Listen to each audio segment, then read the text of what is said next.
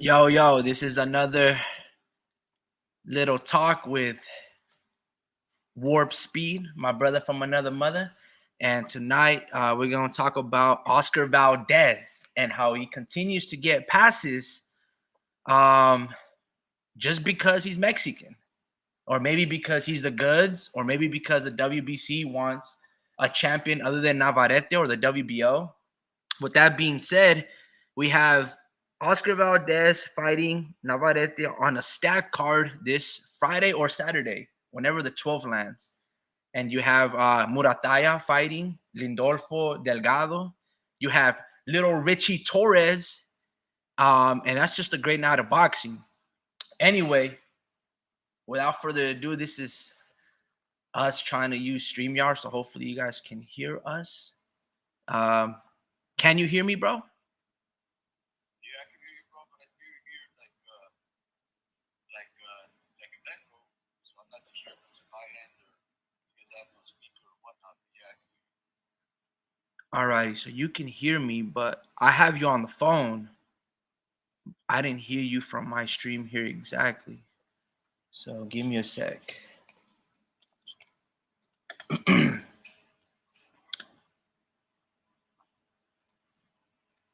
but I can hear you though. I got you on speaker. I'm playing right here on the carpet.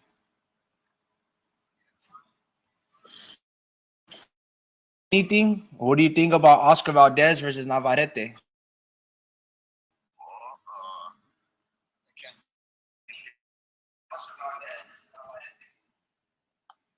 anything. This is I pretty see interesting. few fighters that very exciting action back come forward, flawed, uh, powerful, skilled in their own ways.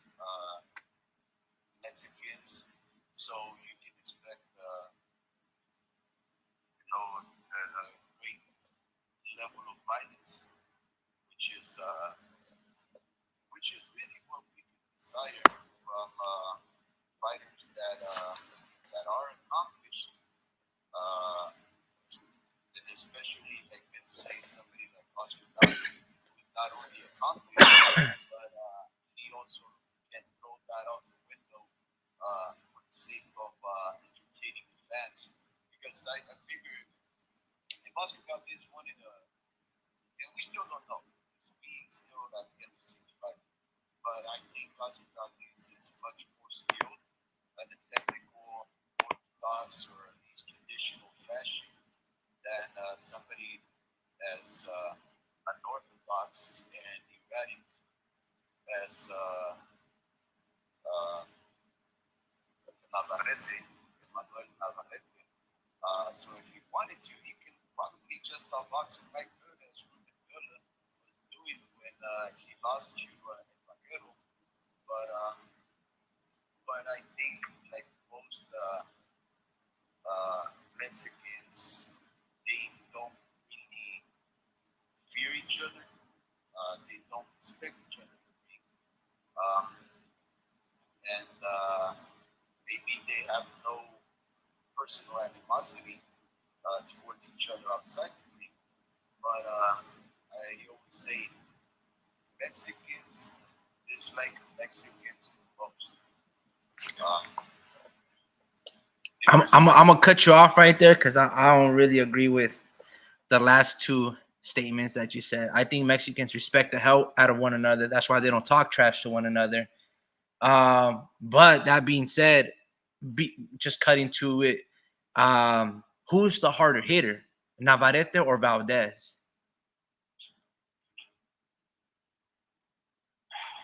well, it's a tough one. Uh, yeah, I would say probably they're not the same. Uh, Considering that they can knock people down, but they most recently have not been able to keep their opponents down from a one punch knockout. But I guess the one that's been a little more successful would have been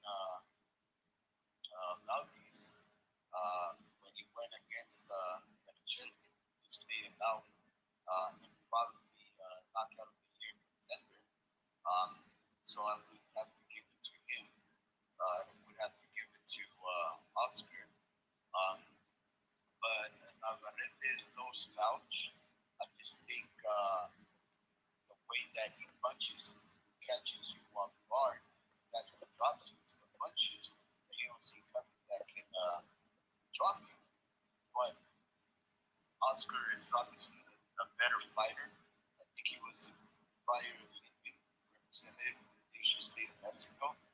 has a lot of technical prowess, and I think because of that technicality, he's able to set up the punches where he doesn't have to really rely on his physical attributes or physical advantages to catch you.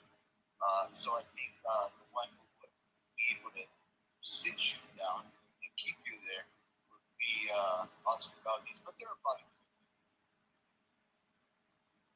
Got you. Yeah, I would say that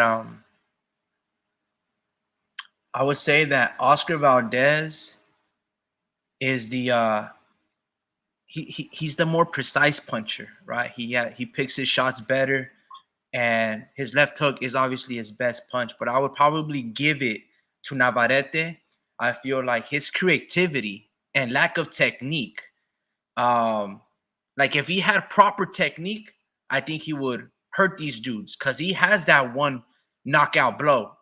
At any single time, he's got always the puncher's chance, whether it's the left hook, whether it's the lunging uppercut, or even the right hand. But it's mostly his lead hand that usually knocks people down with. But yeah, I would probably give it a little bit to Navarrete. Just letting you know, this will be a short stream. I'm just trying out some things. What sucks right now is I can hear you perfectly fine because I have you on the phone, but I'm not hearing anything on my computer. And that's probably why you have the echo. So I have to figure that out. I know that I can mute myself and then listen to it on another computer, but I don't think that's the proper way to go about this. Um, but yeah, what do you think of Oscar Valdez failing the drug test, right? Against Robson Conceição in Arizona. He never had to show receipts of supposedly this herbal tea. And he went on fighting Robson Conceição. In my opinion, he lost. He got hit. He got outboxed. Robson did let, you know, Oscar Valdez like maybe steal some rounds. But I mean, if you just compare faces, and I know one guy's darker skin, the other guy's lighter skin. But as we saw with Bud Crawford and Bud, you know what I'm saying? Not to like say anything racial, but blood and swollenness can be shown against darker texture of skin. Obviously, Valdez being light skinned is going to obviously show easier up on his forehead and whatnot. But I thought Robson won. I thought he probably won 7-5, 8-4. I think they took away a point. I'm not too sure if it was for a low blow or just clinching. But what do you think? Oscar Valdez getting a pass. First, he fought Robson Conceição first and foremost. We're failing a drug test. Then I believe they robbed him, right? And then to this day, I don't think he's ever showed receipts. Now, mind you, Canelo had to show receipts for the clenbuterol situation, right? For his tacos, he showed you where he got the tacos from. He showed you the vendor, the beef, and they basically were able to replicate the results. Like, hey, everything checks out. And then he even did a hair follicle test. Valdez did neither, unless I'm not privy to some details, but he did neither. What do you have to say about that whole situation? well, what I would have to say is for somebody in the position of renown uh, and accountability would have to be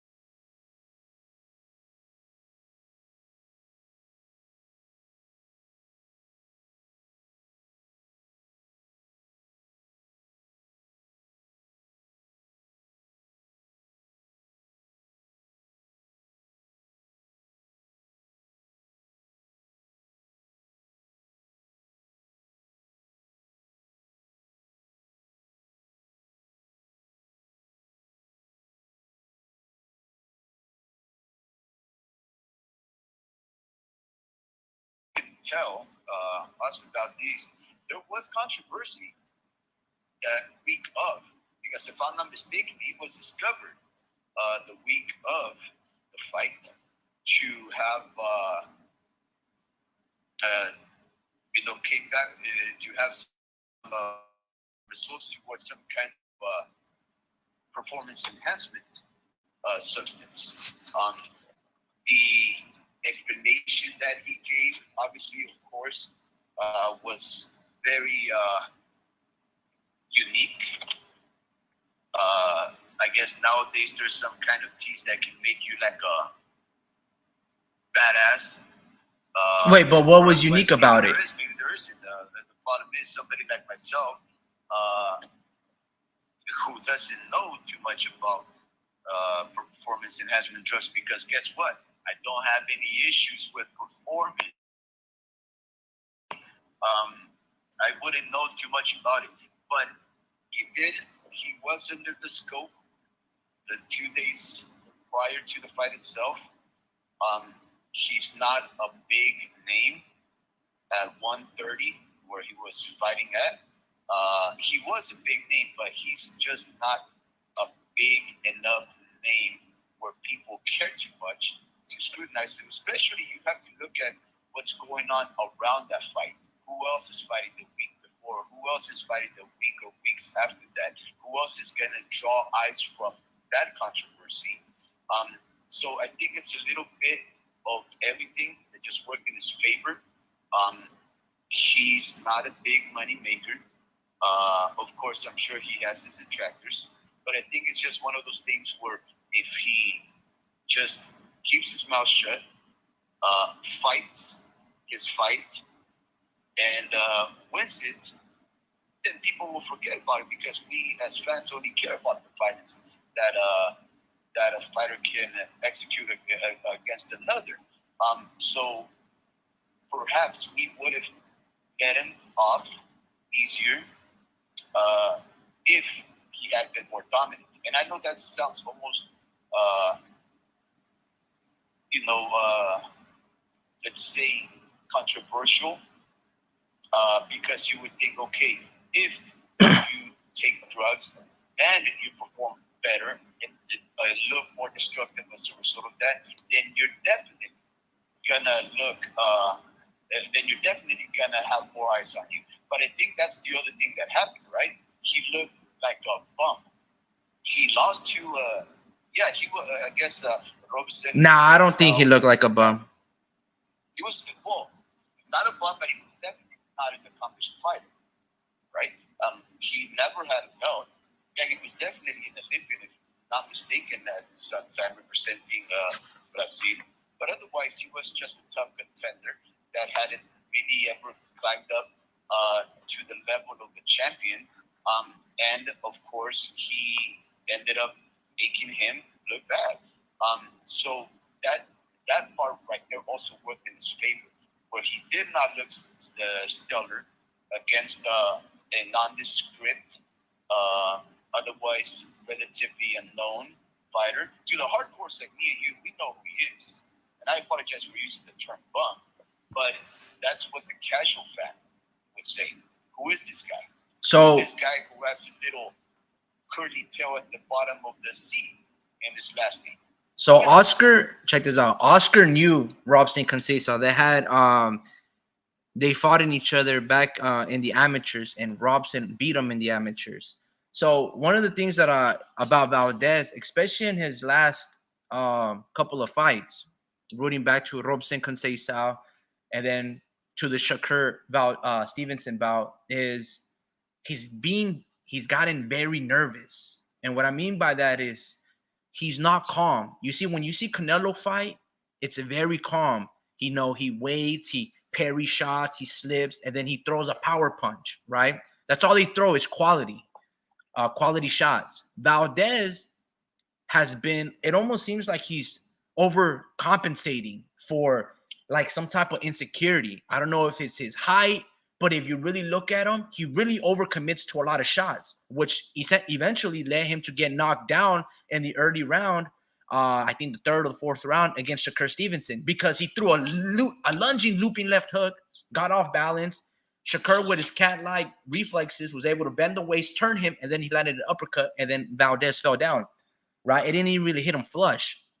But the problem is, and I say this is to not try to reinforce your point of Oscar looking like a bum, but he's looking like a guy that is either falling in love with his power or that's all he's got, right? And against Berchel, he was popping his jab. He was boxing off the back foot. He was calm. But against Robson and Shakur, he had a very nervous energy. Even against Blue Nose, he had this nervous energy.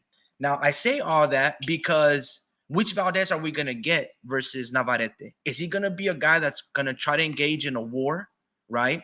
Or is he going to, box off the back foot, take Navarette to school? And if he does take him to school, is it only a matter of time before Navarette lands that shot and then it triggers the war out of Valdez? Or is Valdez always going to be disciplined? Because I would say overall, Valdez is the better boxer. He's the polished puncher as well. I've seen more grit out of him. Navarette to me looks like a guy that doesn't even want to be there. Sloppy. Looks like he doesn't train, but he somehow has that fucking one-hitter quitter. Oh, hold on. Give me a sec. I'm going to add to the stream. Add to stream. Hey, Diesel. Hey, Diesel, you're live, bro. You can either have your mic on, bro, or you can put a little icon like Germ did. Got you. So it's really up to you. But yeah, we're talking about Oscar Valdez, bro. And basically what I was saying without regurgitating and repeating every phrase that I was listening to it right now. What do you think? Who do you got winning? Why? And you think Oscar Valdez gets too many passes for essentially being a drug cheat? No, like I think people are a little too harsh on him. You're talking about him like testing positive, right? When he was doing that tea stuff, right? Yeah. He was drinking tea and all that. Yep. What was your question again? So who do you have winning? Uh-huh. Do you think Valdez gets a pass for being a drug cheat? And then why do you have whoever it is that you have winning? I think Oscar's gonna win. But I mean, there's always that chance that Navarette is gonna, outland him, outthink him. He's more of a thinker. He kind of just comes with weird angles. But as far as Oscar being a cheat, I feel like it wasn't like he didn't really mean to like cheat, because I was just hearing about Canelo consistently.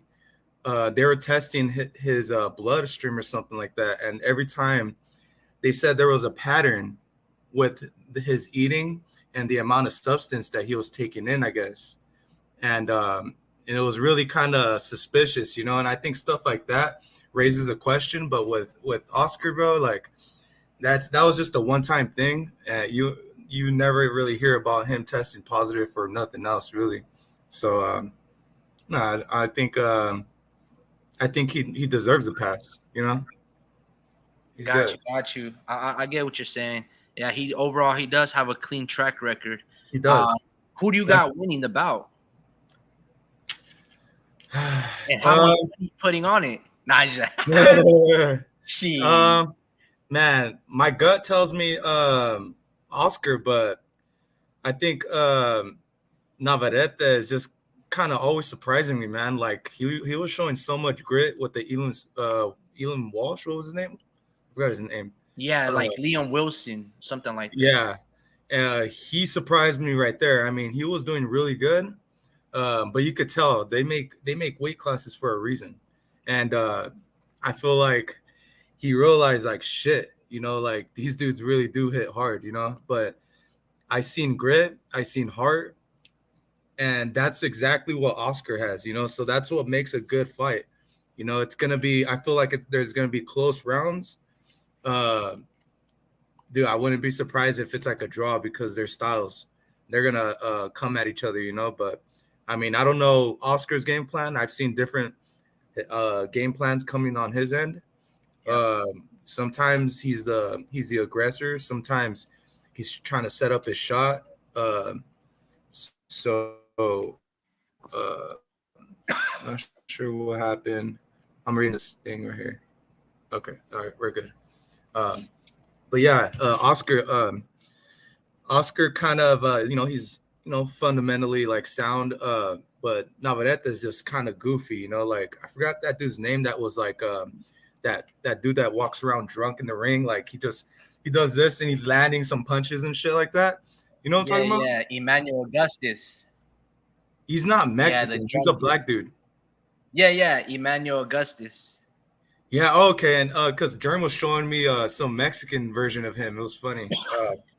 But yeah, dude, what he kind of reminds me of that style, and dude, that's like really a tricky style to kind of hang with, and I feel like Navarette is capable of knocking him down, more like off balance. I don't think he can hurt him.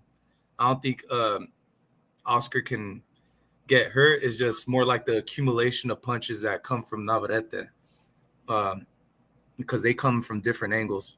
But yeah, dude, my money would actually be on my heart goes with Oscar, but my money goes on Navarette, because Navarette just doesn't stop surprising me, dude, with his heart.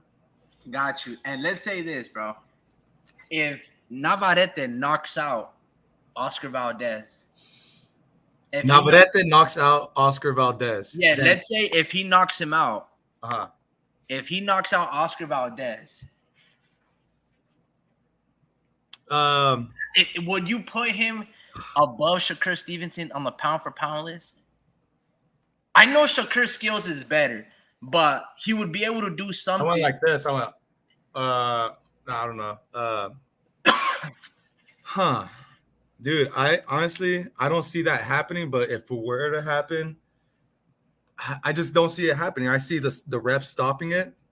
I don't see Oscar got a chin, man. I've seen him take some punches flush from the chin, and I just don't see that power in Navarette.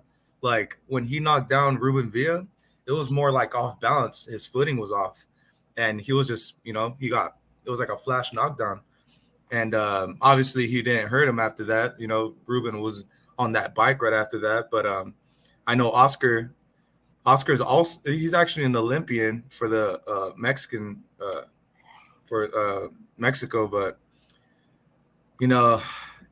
I think his style is just he's gonna be there to get hit, and so is Navarette. That's why it's gonna come down to who can take the punch better. And we've seen Navarette get knocked. Wait, was he knocked down against Ilimosh? Yeah. Liam Wilson dropped his ass. Like, I don't even think he beat the 10 count. I mean, he got up like on 9. He did it. I remember that. The ref was like, walk this corner, walk over here to me. Can you continue? Yeah. It was like an extra 10 seconds, bro. And Liam Wilson was like, bro, what the fuck? I should be champion right now. Dude, I remember that. And I just feel like that type of juju, like that type of good luck runs in fucking Navarette, bro, because how are you going to have that style? How are you going to be? He's not sloppy, but he just has his hands down a lot. And it's like, how can you make it this far being like that, Yeah, no, I feel you, bro. Yeah, he's the type to take every single one of your punches and say, "Es todo puto que," Yeah, no, I mean, that's what he fucking did to Christopher Diaz and what's the other guy? Christian Baez. These guys were outboxing Navarette. And then he was just like, all I need to do is land one. Mm-hmm. But yeah, bro, I think that the signs are there for Emmanuel Navarette to get beat, bro. But it's just he either has some big ass fist or his long bones are able to just to hit you on some spots. Like to your point, bro, he flew. Yeah. Threw a lunging uppercut. He dives. Okay? And he hit Ruben Villa as Ruben Villa was bringing his jab back to his face. He didn't see the punch, and his whole fucking head got rocked back. Yeah.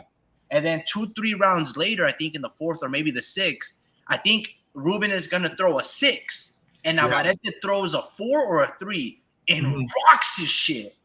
Yeah. for like the next 3-4 rounds, Ruben was just on his bicycle circling like that dude Karen was against Boots Ennis. Mhm. But yeah, bro. Yeah. Yo, Warp Speed. Hey, can you unmute yourself, bro? It shows on my screen that you have yourself muted. Yeah, you're muted. Yeah, I'm muted because I was doing a little bit of recycling, crushing cancer, stuff like that. Drew, how you doing? Good, good. And yourself? Yeah, I'm all right, man. Yeah, so you made see, you guys are much younger than me, so your brains work better. You guys are just sharper. I need to catch up to you all doing like some coffee followed by some yerba mate or so I can think as sharply as you guys. But uh when you guys speak and you guys rekindle my memory, um, I do get the opportunity to relive just glimpses of those fights. I watch every single fight, but like I tell the homie Ricky, I forget so much boxing because I watch so much boxing. Um, that you must forgive me if I don't recall all the particulars of every single fight. But we were just discussing on whether or not Emmanuel El Vaquero Navarrete gets a lot of Oscar Valdez gets passes because he's been looking worse for wear, and then after the controversies of that special tea that he drank. But going back to that quick question, just to answer, because I know that sometimes I go on and ramble, almost like if every single question you ask has to be set up with some contextual background. The thing is this: people gave him a pass, including the press, and nobody continued to pursue accountability on Oscar Valdez's end because he did look less than his stellar self against a nondescript um, and and unheralded fighter such as Robson Conceição. So had he looked great, those two things that could happen. The fans will forgive him because he destroyed his opponent, but the press would be on his ass because of the pet use. But because he tested positive for some kind of substance just a few days before, the buildup of controversy was just not there. Because lo and behold, one day or two right after that, you had to fight. And then you looked less than great. And then people said, okay, they can't really run with that idea that peds make you a better athlete, because if that was the case, then there would have been the proof in the pudding.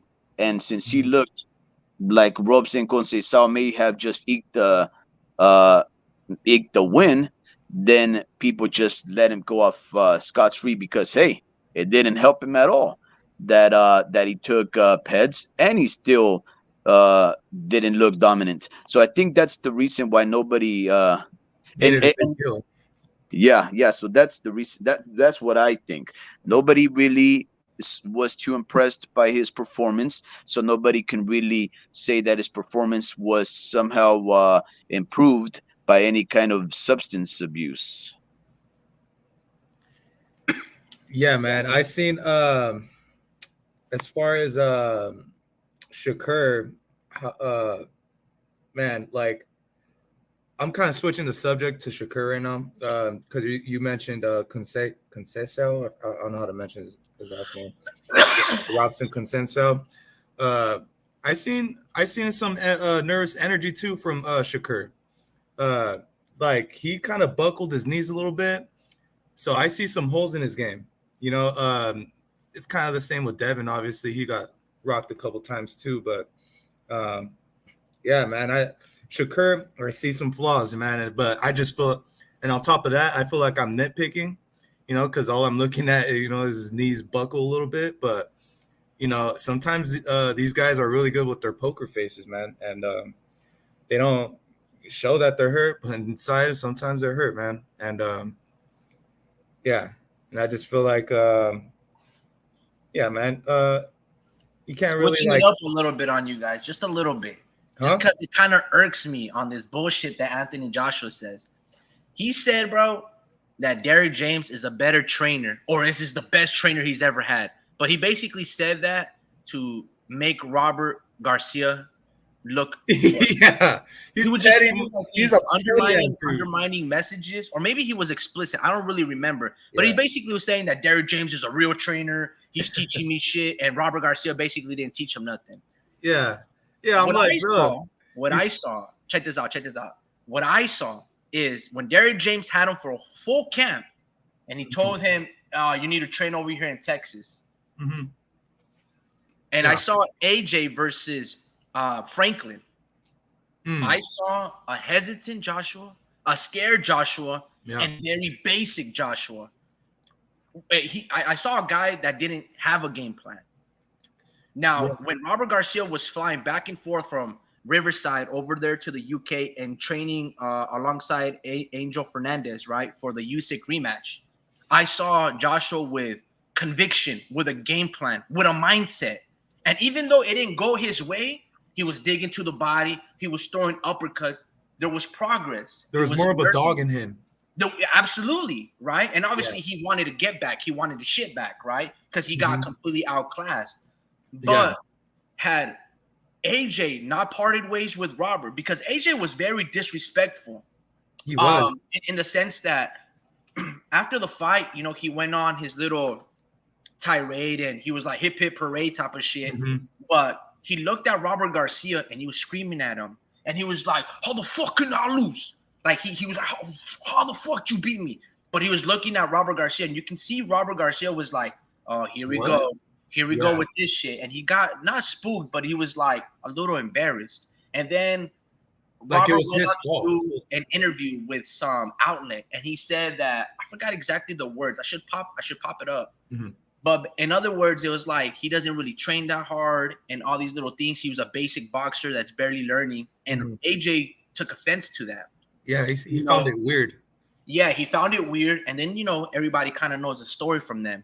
But my question to you guys is, who's a better trainer, Robert Garcia or Derrick James? Jerem, you want to go first? Or well,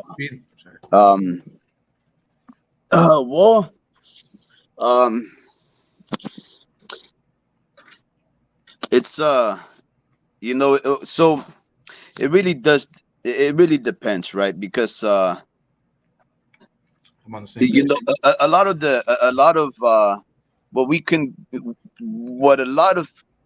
what a lot follows Robert Garcia is that usually he goes in and takes fighters and just sort of like works with them to bring out a certain other element to their game, right? That's what I don't know if Robert Garcia has ever had a fighter that he's brought up from besides his brother, I believe, from a child, putting them all through every single phase of a boxistic career. But I do know that he's done a lot. He has a handful of kids that he trains in his area of Oxnard. Yeah, it's really like the biggest gym there, you know, and it's pretty famous in that area. And there's a lot of kids that grow up in that area and box. Like they're Pita, I forget, am I saying it right? Pita, his brother, his nephew, I think. Oh, his nephew. Yeah, his nephew runs the amateur program for that gym. So he's kind of the head coach running that shit. So they have a gang of kids that are pretty legit, but they're in an area kind of where Oxnard's kind of like not too like it's like middle class kind of. So it's not really like you're not really getting like the kids from the trenches, you know. You're getting middle class children who can pay for their own tournaments, you know, stuff like that. But anyways, he has a pretty big program, pretty big amateur program. So he trains them from the ground up. And you know that dude Chema that goes to my uncle's gym. Yeah, you can tell he was polished just by the things that he's did, like with this pivoting, with this footing. There's certain things that I see when I see a boxer when he's shadow boxing, I'm like, okay, you can tell he does movements without even thinking because he does it out of habit, and that's what Chema has, and I could see that the work that they put in, and not saying my uncle doesn't do that, but it's just a different philosophy. They don't really believe in.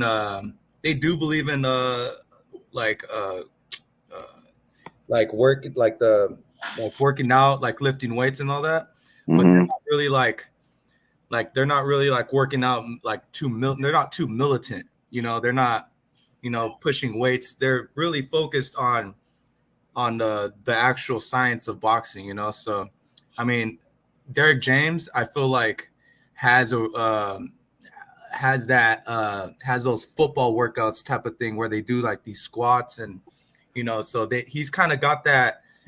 His philosophy is kind of different. He thinks the body is if as in my opinion, he wouldn't be a good coach for me because I feel like I need to think more, Yeah. and I feel like he kind of relies on a lot more. You see his fighters, all of his fighters are athletic. Yeah. I feel like that's kind of his philosophy. Like he thinks athleticism. Obviously, he knows his stuff with boxing, but I see that pattern with his fighters. They're all athletic. They're all, they're all pretty in shape, but they're not critical. They're not their IQ not up. And I feel like uh, Robert Garcia is really super good at talking to you about, because it's all about communicating. As far as coaching, you got Yeah. to be a good communicator. You got to be good with your words, because words, that's gonna get to my mind, and that's gonna make me think a certain way. But if you're explaining yourself in a way I can't understand it, it's kind of hard to pull through with the whole thing. But I feel like Robert specializes in timing you up. He's really good at timing you up, even in his own career. He's actually always like looking for the, he's always trying to look for the counter, trying to time you up really good. Same style with Mikey, but it's just different philosophies in that. In my opinion, I need Robert Garcia. Yeah. I need Robert Garcia. He will get Well, me. check this out. Check this out. All right, you guys deviate a little bit. It's much more simpler than that. All right. If we talk about resumes, now I know Robert's been training much longer, right? But if we look at their most accomplished fighter with Robert Garcia's most accomplished fighter, right? Yeah, Robert Mike Garcia, Garcia, coaching Mike and boxing. Garcia is a 4-time champion. Jermell Charlo is undisputed, but 1-time division, just like one division. Errol Spence, unified, but one division, right? Frank Mara ain't a champion.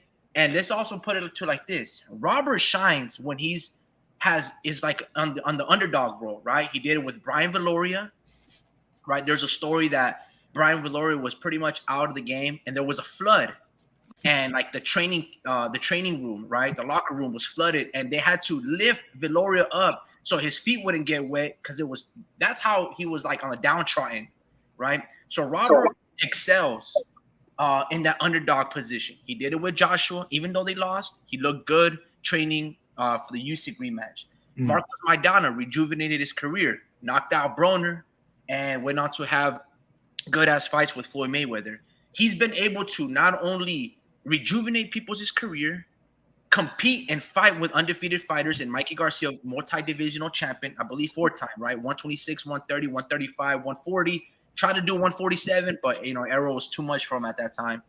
And he's been able to develop prospects, Murataya, Lindolfo Garcia, Bam Bam Rodriguez, Franco, all these guys. Going to your point, as a pro, I think his record's like 34-1, and his only loss is to Corrales, if I'm not mistaken. Derek James was like 21 wins and 7 losses, which is still good. That's a winning record. I don't even know too much about it. But what I'm saying is, Robert is just simply the better coach. And I say all this because Anthony Joshua's just full of shit. Yeah, he is, dude. He's lying. He's just he went for Errol Spence. Resume-wise, Robert shits all over Derek on the fighters that he's developed, rejuvenating careers. Again, Joshua looked like shit versus Franklin. Everyone just looked fucking terrible versus Bud. Or Frank Martin looked bad too. And now Jermel's about to sell his booty, moving up 2 weight classes, hand injury, inactive for a year. Bro, he might get knocked the fuck out. You know what I'm saying? I mean, all the signs are there. So, and then Derrick James has the audacity or the vein to say, oh, you know, I don't really watch boxing. I don't really watch fighters. You know, I just have my I just train my fighters and, you know, tying them up. Bro, like, you're not even a student of the game. Yeah. So it would be better than Robert. That's why I just gotta slap Joshua and just be like, bro, you lying, bro. I feel like it's the exact same way. I feel the exact same way. I feel like if you don't study the game, then you're just in it for the money. You know, like you shouldn't you shouldn't be like overly cocky in this game. You know, like you can't be cocky like that. It's bad for your health. You know, like they're gonna surprise you because you didn't know anything about them and you didn't know their speed. Dude, it's so important to know your opponent. And I feel like Derrick James doesn't give a damn about that. And you know, they thought, because he kept saying we're gonna be ourselves, and it's like that wasn't enough. You know, you needed to see his tape and see what his strengths and what his weaknesses are, because Terrence fucking improved the shit out of that jab. Like that was like the thing that he worked on, and usually he switches off. Usually he's switching off on stances, but this time he said, "No, I worked on my jab. I can do this the whole fight." And then he did that, and he was like, and Terrence was like, "What the fuck? You weren't doing this shit in you didn't do this before, you know." And that's what surprised him. And I feel like it's a combination of everything too. I was telling Isho the other night or the other day that there's no way in hell that your body flew at a speed probably like at 90 miles an hour. His body was flying 90 miles an hour. Like your bones are cracked. You're like, there's things that the doctors never even seen, like that it's still fucked up, you know, and that healed on its own, you know? So I think he's just not 100% body, you know, and you see his eyes, and I'm not trying to play doctor like that fucking that the doctor that they randomly hired, you know, to check him out to do that neurological shit. But I mean, either Terrence just put an all-time beating on him, or for Errol Spence's face to look like that, or Errol Spence's face got fucked up because of all the surgeries. You know, you guys make great points. In fact, I guess I should just be completely honest to say that I really don't have an opinion one way or another on I can't really say who is a better trainer. I also think. How dare you? Well, because but I was gonna say one thing. I guess I was gonna say one thing though, in support of Robert Garcia as a better trainer. Overall, here's the thing. Derrick James took in Anthony Joshua, and he looked like the most tentative, self-doubting, and defensive fighter that I've ever seen against the perfect opponent to look completely dominant against, which was Jermaine Franklin. Which, here's the thing, I'm very impressed with Jermaine Franklin because I was going to say the same thing. Jermaine could be something. You know? He is, but he just has to develop a little more, because he did take like a 2-year hiatus before all of a sudden he was called up. Well, there was a 2-year hiatus, if I'm not mistaken, in the subsession sport, and then he had a fight, and then 9 months later is when he ended up getting the call to fight one of the best heavyweights in current years, in Anthony Joshua. If I'm not mistaken, it was actually on what was it, on somebody got hurt or tested positive or something, and he ended up getting the call. So it wasn't like the fight was planned. If my I think it was. Are you talking about today's fight that or yesterday's fight that got canceled? no. When Franklin ended up fighting Anthony Joshua, he wasn't supposed to be his original opponent. I thought they were. Weren't they? If I'm not mistaken, he wasn't. But that's not really the point that I was trying to get at. Because again, I could be mistaken. But here's the thing: that man, as good as crafty, as self confident as Franklin is, he is not a power puncher. And he would not be able to. Of course, then again, he is a little just pudgier, shorter armed. And quicker than Anthony Joshua, so perhaps he could have pulled an Andy Ruiz and upset the man. But the fact is, he didn't really have that kind of a power. But he ended up looking the worst tentative Anthony Joshua that I've ever seen. And the excuse after his victory was he looked that way because when they interviewed Derek James, he said he looked that way because we needed to first get the win. So, in other words, Anthony Joshua needed to have some kind of mental stimulation that allowed him to get himself into the winner's mind state when he should have known everything is in my favor to become the victor against this opponent. And he still fought with such reservation at throwing punches that, to me, that gave me a lot of concern on whether or not we'll see Anthony Joshua again as a champion, because he's not gonna have the dog in him to ever beat somebody like the Luke Fury or maybe even Wilder. Even though Wilder, of course, is also an injured dog that needs to build himself up mentally. That's why he had to fight somebody like Helenius, a sparring partner. But nonetheless, the thing is this: that was Anthony Joshua under Derek James, and this is what we know. Virgil Ortiz, when he was under Robert Garcia, he was great. He was aggressive, and he always made weight without any kind of controversy.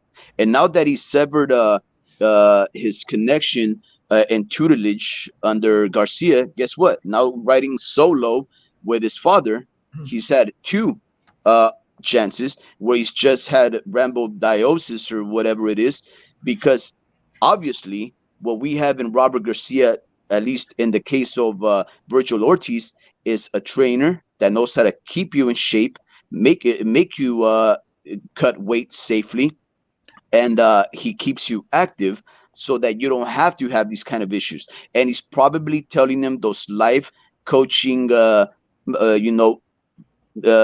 little wise talks that allows his fighter, his ward, in this case Ortiz, to believe in him to make weight. Now we see what happens when you take him out of the equation, and now we're seeing Virgil Ortiz, who may likely not fight at 147 again because he's not doing things right. So in one case we have Derek James, who makes one of the worst tentative fighters in recent heavyweight history, and Anthony Joshua, but yet we have Virgil Ortiz, who, as soon as he abandons Robert Garcia, he can't even make weight. So yeah, maybe and that's yeah, I'm kind of going off different on that subject too. He started out at 140, and he hasn't even became a world champion yet. You know, Yeah. And he had the balls to leave Robert. I mean, he has 100% knockout ratio. He feels like it's gonna carry him through, but not at 154. That's there. You're gonna get some unanimous decisions. Trying to knock dudes out like that. I mean, dudes are just too big at 154. I have to see it for myself because, like, I want to see how he looks at 154. And because I want him to become a world champion. Like, you can't have that knockout ratio for no reason, especially he kept knocking dudes out at 147, Yeah, I know he's like 5'7", Yeah, so he's tall, but yeah, man. What was I saying? Yeah, that dude's fucking that dude's pretty damn good, bro. That's the thing. Like, half the dudes that he knocked out, like at 147, I was like, okay, he's legit, but he just can't get fucking right, man. Like, can't blame the guy. Yeah. But yeah, man. He right after he left Robert, he fucking stopped, bro. That's a good point. I forgot about that. And that was petty of Anthony Joshua to say so many flowery things about Derek James Yeah, again after looking the worst Anthony Joshua ever. In fact, I thought with that performance that if he continued to go on a path of such tentative and defense-based pugilism, that the days of Anthony Joshua as a boxer. stadium, yeah, as a boxer, because he's not as a boxer. He could box. He could box. He just might never become a pay-per-view star anymore because yeah. we watch the heavyweights for the knockouts, and if he's not gonna offer us that, then we're just becoming fans and paying big money. Even the bare minimum win your fights, Yeah, just win your exactly. fights, I won't pay the bare minimum knowing who you were before. Mhm.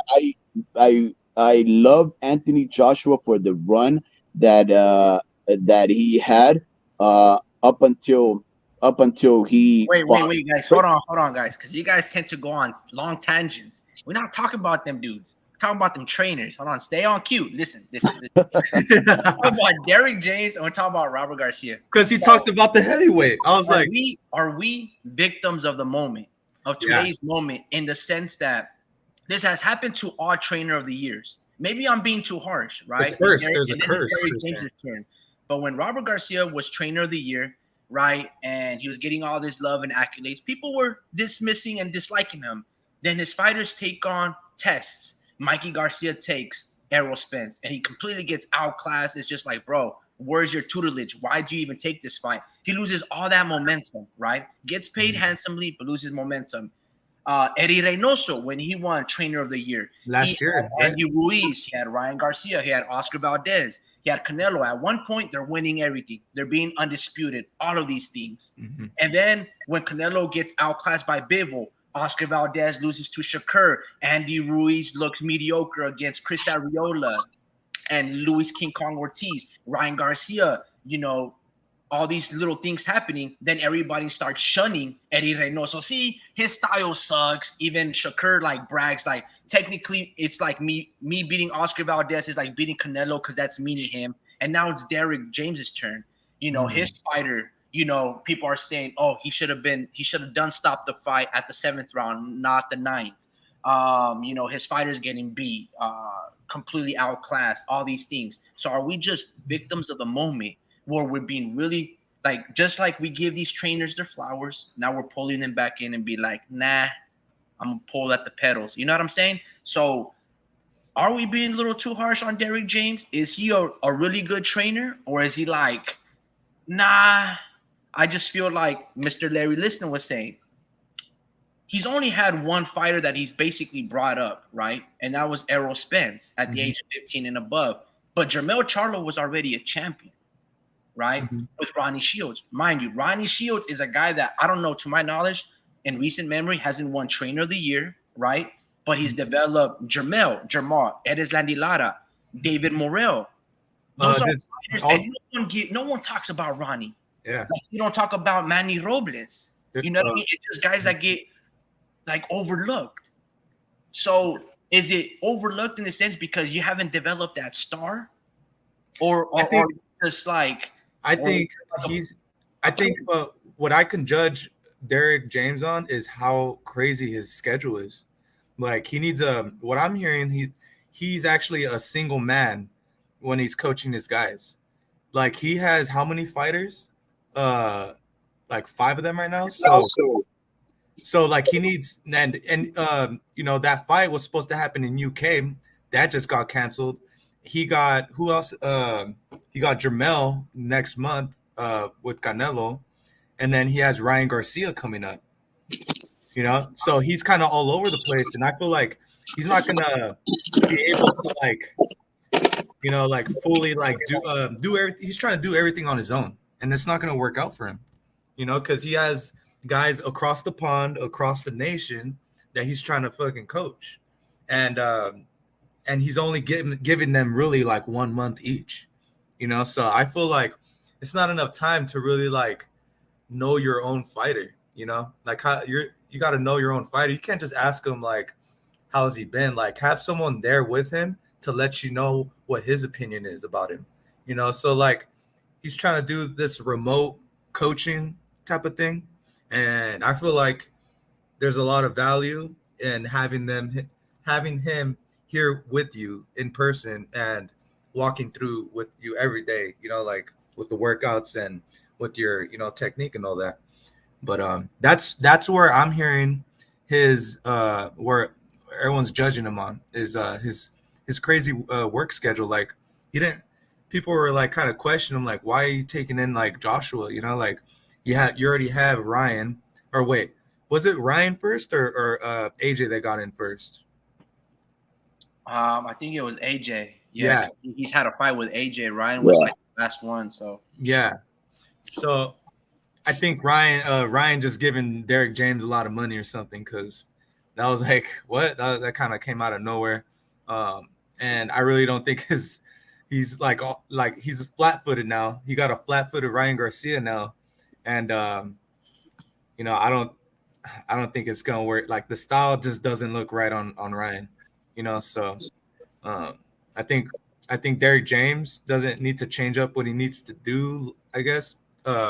What he's telling his own guys, but he needs to work on his managing his schedule. You know, so I'm hearing.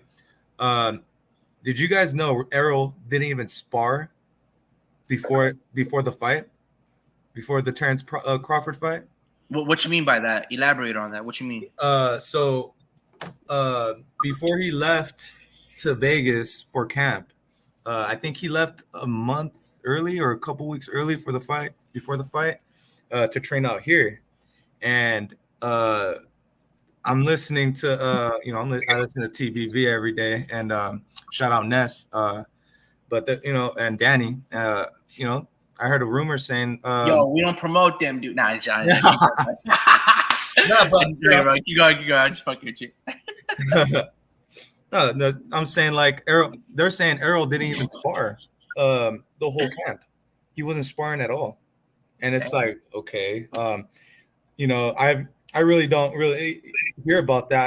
I usually hear soft sparring, so you're gonna get cut up or whatever. But yeah, that was alarming, And they said, and then this is kind of a grain of salt, because they kept saying when Joshua lost to Andy Ruiz that he was having panic attacks in the locker room. So I just think it's hearsay, bro. But keep on. Yeah, I was gonna play devil's advocate to what I just said. They also callers, call in and say like, yeah, I guess Errol doesn't spar as much anyways before any of his fights, So I'm also hearing that too. But I'm saying he needed to spar for Crawford. He needed to prep for Crawford, Like you do everything for Crawford, Crawford was on another level, man. What's Bomac gonna do? What did Bomac tell Crawford to do? Like really like the same shit for the past 10 years, probably. Terrence knows his body. He's probably working on what he needs to work on, and that was the jab. I just feel like, look, man, I'm a big ass Errol fan, but I like Errol. I love his run that he's done in terms of fighting those three champions. I mean, a lot of people still supporting him. Ugas, Porter, Thurman. Kell Brook. All great fights. Like, it has replay value.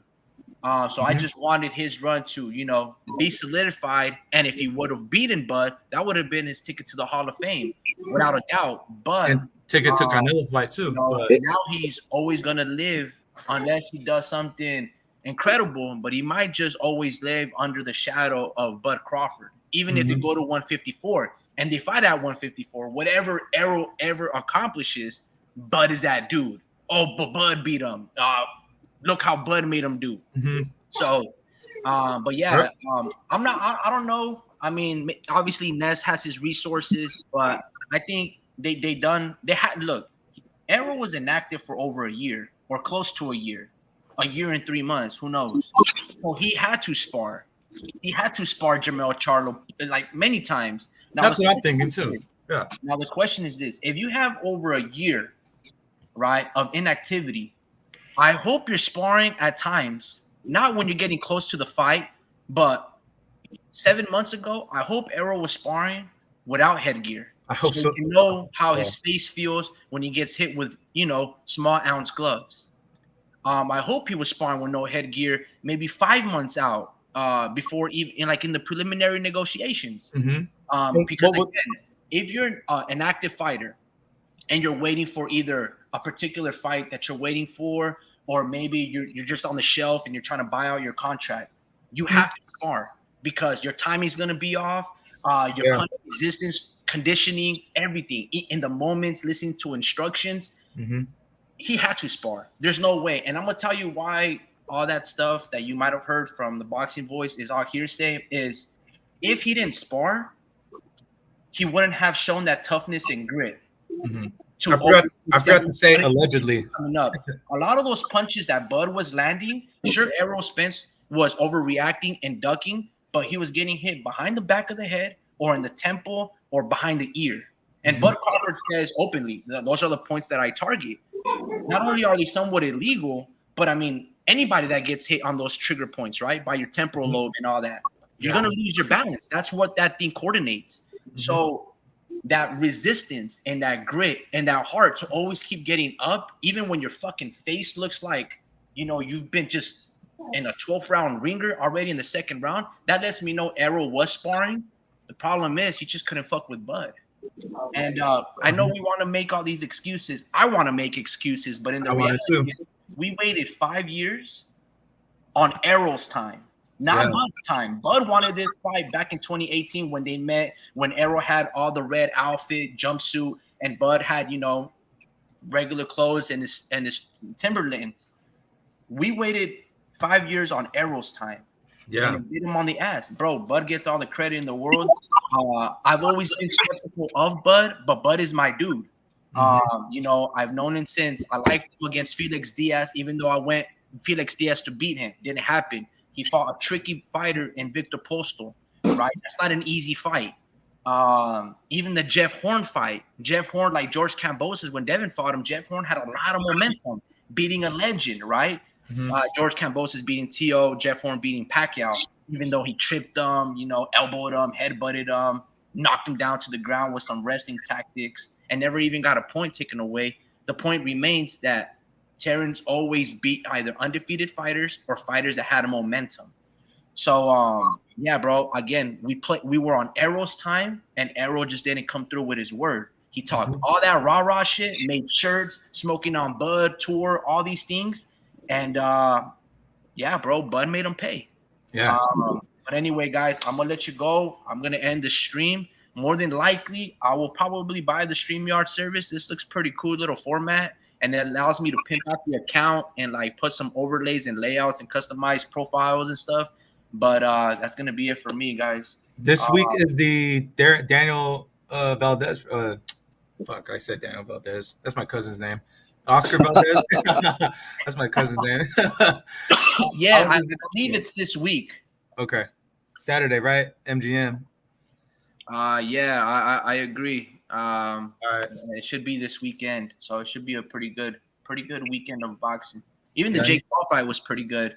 I mean, it was entertaining. I fuck with Amanda Serrano, but yeah. Hey, before you cut this live, allow me to bring up to your attention the fact that for whatever reason or another, the StreamYard has a mic, cam, chat, more, and leave buttons at the bottom, right?